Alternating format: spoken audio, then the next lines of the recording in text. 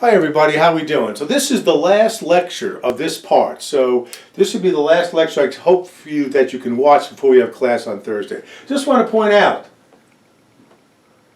New York Giants cap when they won the last Super Bowl. Just wanted to point that out. But let's get back to work. So what we want to do now is look at the impacts of the federal government releasing the price controls on gasoline, and all of a sudden, in the space of a couple of weeks, the price of gasoline goes from 15 cents a gallon up to 45 to 50 cents a gallon.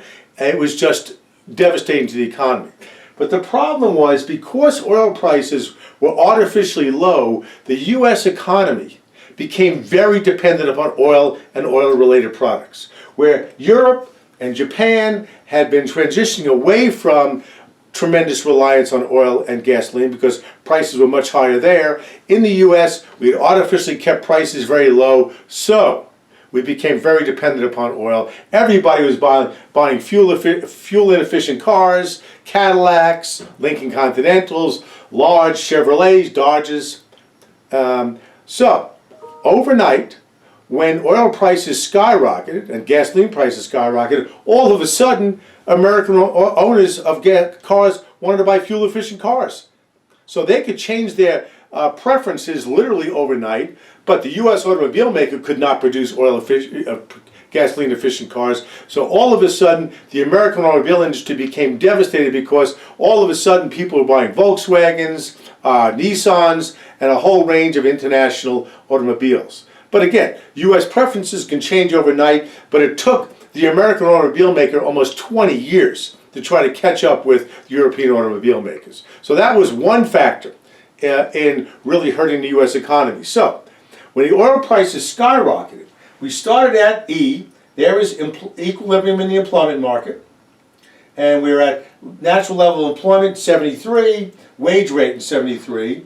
And over in our output market, we're at price level P73, natural level of output, YN73, we're right at E. So E here and E here represent the same concept.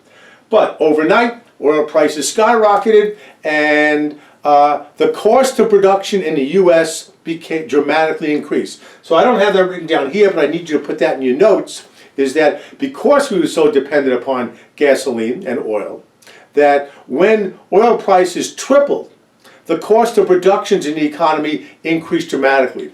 And here's the critical point: it acted like a negative productivity shock. Because all of a sudden, where we were using oil and gasoline to help produce output, the price of this input dramatically increased, and it reduced the efficiency of the economy. Again, because oil prices were kept so artificially low that we became too dependent upon oil. So this again acted like a negative productivity shock, and the natural level of output shifted from YN73 to YN74. Okay? And at the same time, cost of productions in the economy increased because an important use of energy, or the cost of energy, had tripled. So the short-run agri-supply schedule shifted upward and inward to SRAS prime, and we're now at E prime. Okay? So what happened was, this is the first recession. Oops. Sorry, the phone rang, but we'll get back.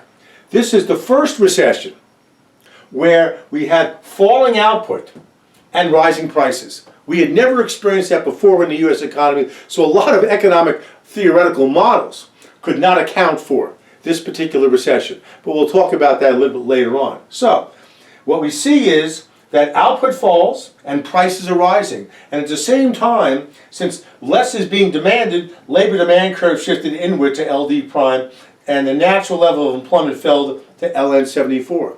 So what we're arguing is, this particular period of time where we had these oil price shocks actually caused a permanent recession in the economy, because the long-run agri-supply schedule shifted inward.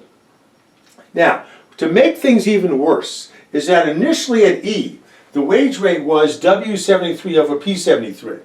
But then during this recession, the labor demand curve is shifting inward, and that causes the wage rate to fall. But at the same time, prices are rising. So we see that the real wage was declining. So W74 over P74 was less than W73 over P73. So we had the first recession in U.S. economic history where we had falling output and rising prices, and therefore a falling real wage. So, a lot of this recession was caused by the U.S. federal government fixing gasoline prices. We should have allowed gasoline prices to slowly rise as the OPEC nations were playing a much greater role in production of oil. But we didn't. We kept oil prices artificially low, and that made the U.S. economy too dependent upon gasoline and oil-related products. So, I'm going to stop here, and we're going to cover this on Thursday, and then we will talk about where we're going in the future. Okay, have a good day.